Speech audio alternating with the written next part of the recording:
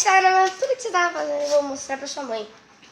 Gente, o maior agredidor de animais do Brasil, Giovanni. Ele agride animais inocentes. Ele agride animais inocentes. Agora há pouco eu estava batendo na ovelha. Agora! Olha ali! Eu vou ter que ter uma porrada nesse cara. Mas acredite, tem pessoas que acreditam que é Marcel Gamer, chamado Nicolas Games. O Marcel Gamers mora perto do cemitério, na mesma rua de Cap. E vocês podem meter um processo nele e no Nick Games. E no Giovanni Cabeção cara de bundão. Porque ele é o maior agredidor de animais no mundo. Pode fazer. E agora o Muscle Gamer tá lutando pela justiça dos animais. O Muscle Gamer tá ajudando os animais a sobreviverem desse bandido.